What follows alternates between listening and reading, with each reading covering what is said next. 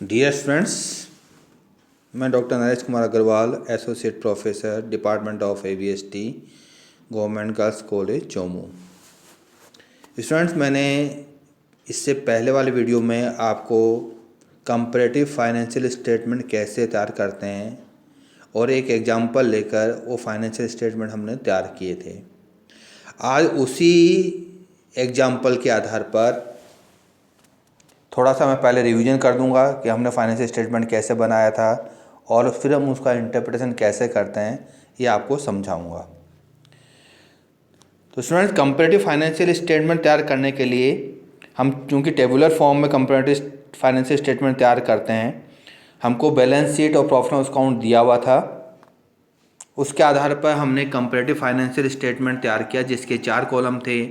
Amount के एक current year 2010 के लिए, 2011 के लिए, प्रीवियस ईयर 2010 के लिए, उसमें कितना चेंज आया और परसेंटेज में कितना आया। हमने जो क्वेश्चन दिया हुआ था उस क्वेश्चन के आधार पर अपना प्रॉफिट एंड लॉस अकाउंट इस प्रकार तैयार किया था कंपैरेटिव, जिसका हम अब एनालिसिस करने वाले हैं कि सेल्स हमारी 250 लाख से बढ़कर 360 लाख हो गई, जो एब्सोल्यूट चेंज बता रही है 110 लाख का, जो परसेंटेज में 44%, यानी हमारी सेल्स के अंतर्गत 44% की वृद्धि हुई। इसके साथ हमने कॉस्ट ऑफ गुड्स सोल्ड भी लिख रखा है। Cost of goods sold 125 lakh से बढ़कर 200 लाख, जो एब्सोल्यूट चेंज बता रहा है 75 लाख का और परसेंटेज में 60% बता रहा है। अब जब हम इसका एनालिसिस करते हैं तो सेल्स में जो इंक्रीज हुआ है वो 44% और जबकि कॉस्ट में इंक्रीज हुआ 60%। सेल्स की तुलना में कॉस्ट में वृद्धि तुलनात्मक रूप से अधिक हुई है, जो प्रॉफिट की कमी को बता सकता है। हमें जानना पड़ेगा कि ये कमी क्यों आई है, ये हमारी कॉस्ट क्यों ज़्यादा बढ़ी है, सेल्स उसकी तुलना में कम क्यों बढ़ी है, कौन कौन से खर्चे और हम कम कर सकते हैं और इस प्रॉफिट को बढ़ा सकते हैं कॉस्ट ऑफ गुड्स सोल्ड को हम करते हुए। तो परसेंटेज चेंज लाने का पीछे, जबकि आप एब्सोल्यूट फिगर देखेंगे, सेल्स में 110 लाख का परिवर्तन आया और लागत में केवल 75,000 की वृद्धि हुई। तो हमको देखने पर लगता है हाँ अच्छा हुआ, प्रॉफिट सेल्स हमारी बढ़ी है और खर्चे हमारे तुलना में कम बढ़े हैं। लेकिन परसेंटेज रूप में देखेंगे तो परसेंटेज सेल्स कम बढ़ी है और हमारी कॉस्ट ऑफ गुड्स सोल्ड ज़्यादा बढ़ी है। तो मैनेजमेंट इसके आधार पर निर्णय ले सकता है कि हम कॉस्ट को कैसे कम कर सकते हैं या सेल्स को और ज़्यादा कैसे बढ़ा सकते हैं। इसके साथ फिर हमने देखा कि हमारे ऑपरेटिंग एक्सपेंडिचर कितने हैं, नॉन ऑपरेटिंग एक्सपेंडिचर कितने हैं, नॉन ऑपरेटिंग इनकम्स कितनी हैं, profit before tax, profit after tax, इसका भी हमें एनालिसिस करना होगा। तो स्टूडेंट देखिएगा, हमारा एस्टैब्लिशमेंट एक्सपेंडिचर जिसमें हम सैलरी एंड वेजेस का सामान्यतः भुगतान करते हैं, ये 10% 10 लाख की हमारी चेंज आई है और जो 50% को बढ़ा बताता है कि 50% हमारी सैलरी एंड वेजेस है जो बढ़ी है। मैनेजमेंट एक्सपेंडिचर हमारे 3 लाख से बढ़े, जो 25% को बताते हैं।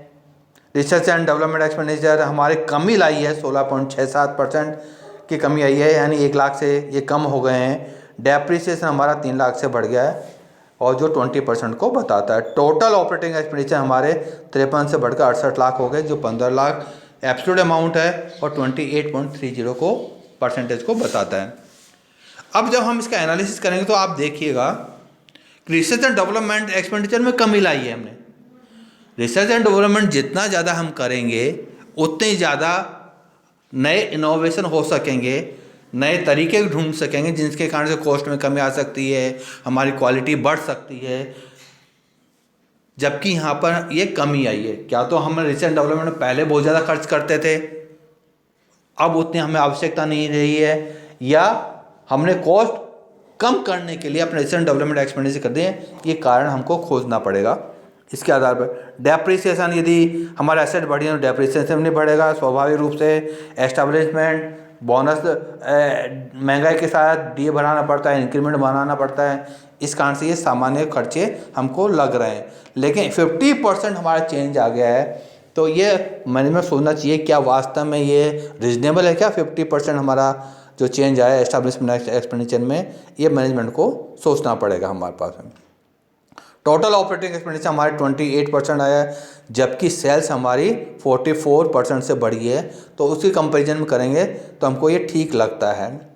नॉन ऑपरेटिंग इनकम के अंतर्गत हमको दिया हुआ है इनकम फ्रॉम ट्रेड इन्वेस्टमेंट। हमेशा व्यापार की ऑपरेटिंग इनकम ज़्यादा होनी चाहिए, नॉन ऑपरेटिंग इनकम नहीं ज़्यादा होनी चाहिए, क्योंकि हम ऑपरेशन से इनकम कमाना चाहते हैं। जो पैसा हमारे पास ज़्यादा पड़ा है उसका वैकल्पिक उपयोग कर लिया, ये 15 लाख जो 60% हमारे चेंज लाया है। लेकिन यदि हम ये देखेंगे तो हमारा ये 15 लाख का जो चेंज आया है 60% को शो करता है, यानी पिछले वर्ष की तुलना में हमने अपने सरप्लस फंड को अन्य कामों में उपयोग ले लिया है, जो हमारी इनकम में वृद्धि को बताता है। कुल मिलाकर ऑपरेटिंग प्रॉफिट हमारे में कोई चेंज नहीं आया, पहले जितना था उतना ही प्रॉफिट अब है। तो मैनेजमेंट को सोचना चाहिए कि हमारा ऑपरेटिंग प्रॉफिट क्यों नहीं बढ़ा, बढ़ना चाहिए। हमारे जब ऑपरेटिंग एक्सपेंडिचर बढ़े हैं तो ऑपरेटिंग प्रॉफिट भी बढ़ना चाहिए, जो यहाँ नहीं बढ़ा है। तो यानी हमारी इनकम जो बढ़ी है वो नॉन ऑपरेटिंग इनकम के कारण से बढ़ी है, हमारा ऑपरेटिंग यानी इनएफिशिएंसी को शो करता है। ये मैनेजमेंट को इसके बारे में हम एनालिसिस करके बता सकते हैं। अब हमारा प्रोविज़न फॉर टैक्स, जितना प्रॉफिट बढ़ेगा उसके अनुसार टैक्स का प्रोविज़न करना पड़ेगा। प्रॉफिट में वृद्धि कितनी हुई है, ये हमने प्रोविज़न फॉर टैक्स तो बढ़ा दिया हमारा कि 20 लाख से बढ़ाकर 66 पर, क्या हमारा प्रॉफिट भी इतना बढ़ा क्या, उसके अनुपात के अंदर प्रोविज़न करना चाहिए हमको। तो हमको यहाँ पर देखना पड़ता है कि हमने 30% हमारे प्रॉफिट कितना बढ़ा है, ऑपरेटिंग प्रॉफिट में कोई चेंज नहीं आया। टोटल प्रॉफिट के अंतर्गत हमको जो प्रॉफिट आफ्टर टैक्स है इसमें 50% ही चेंज आया है, 50 लाख का चेंज आया जो 83% को बताता है। तो उसके अनुसार ये लगता है कि हमने ये प्रोविज़न ठीक कर लिया है।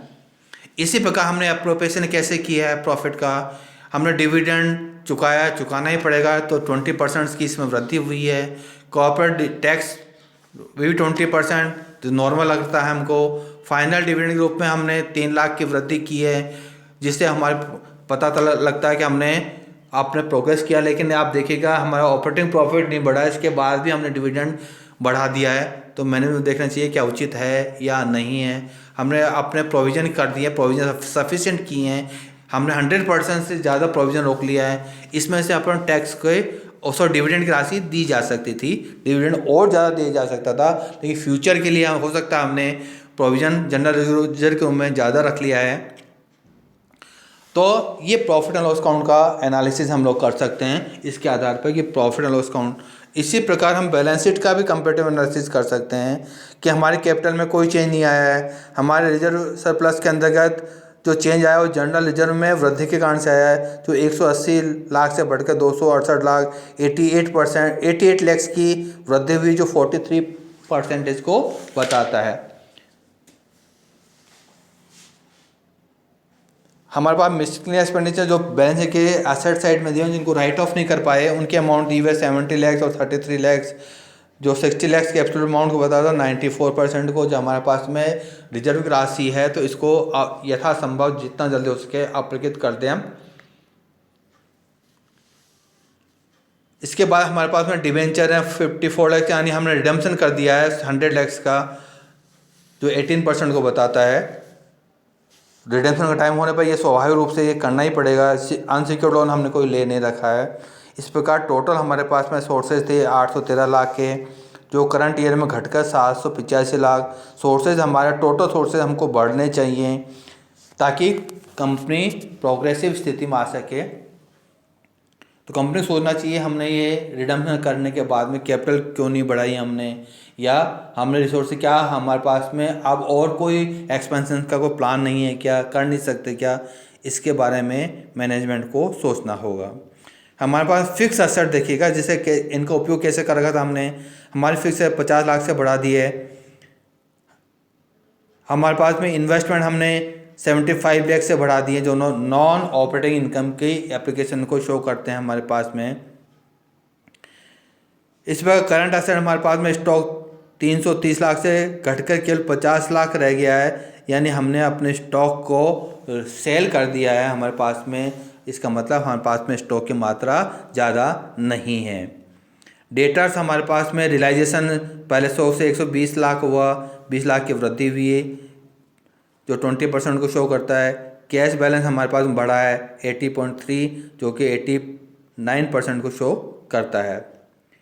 हमारे पास में करंट लायबिलिटीज़ में चेंजेज आए हैं। क्रेडिटर्स हमारे पास में 120 से बढ़ के 180 यानी क्रेडिटर्स का हम लोग उधार क्रय ज़्यादा कर रहे हैं जो 60 लाख के एब्सोल्यूट अमाउंट बताता है 50% परसेंटेज रूप में शो कर रहा है। बिल्स पेबल भी बढ़े हैं हमारे पास में 50% से। प्रोविजन फॉर टैक्स भी हमारा 66.67% है। प्रपोज डिविडेंड भी हमारा 60% से बढ़ा है। टैक्स भी डिविडेंड टैक्स भी हमारा 60% से बढ़ा है। तो आप देखिएगा करंट एसेट्स हमारी कमी आई है और करंट लायबिलिटीज में हमारी वृद्धि आई है। तो कंपनी जब करंट वर्किंग कैपिटल की बात करते हैं तो current assets minus current liabilities की बात करते हैं हम, तो करंट इसके अंदर कमी आई है। तो आप ये देखिएगा कंपनी ने जब एनालिसिस करेंगे हम तो करंट एसेट की तुलना में करंट लायबिलिटीज हमारी कितनी है, लेकिन यहाँ पर जब तुलना करें एक मंथ की दूसरे मंथ से तुलना कर टोटल से तुलना नहीं कर रहे हैं। तो हमको देखना चाहिए कि जब हम कंपेरेटिव एनालिसिस करें तो एक प्रीवियस के ईयर की तुलना में करंट ईयर में कितना चेंज आया है, वह चेंज व्यवसाय के अनुकूल है या नहीं है, इसके बारे में हम तुलना कर सकते हैं। अब ब्रीफ में आप देखिएगा कि हम तुलना जब करें सेल्स और कॉस्ट ऑफ सेल्स की तुलना करें, ग्रॉस प्रॉफिट, ऑपरेटिव प्रॉफिट और नेट प्रॉफिट की तुलना करें, जो मैंने आपको तुलना करके बताया है। हम जो हमारे नॉन ट्रेडिंग इन्वेस्टमेंट हैं इसके बारे में हमने आपको बताया है। शुद्ध लाभ और लाभांश के भुगतान के बारे में मैंने आपको बताया है। कंपनी की स्वामित्व पूंजी, ऋण पूंजी की तुलना हमने की है। दीर्घकालीन पूंजी, स्थायी संपत्ति तुलना की है। ये तुलना हम एक प्रीवियस के ईयर की तुलना में करंट ईयर में एब्सोल्यूट चेंज कितना आया और टोटल चेंज कितना है, ये करके मैंने आपको बताया है। तो आप देखिएगा, आपको कोई भी बात समझ में नहीं आई हो तो आप मुझे अपने व्हाट्सएप पर या फ़ोन कॉल करके मुझे अपनी प्रॉब्लम बता सकते हैं। Thank you.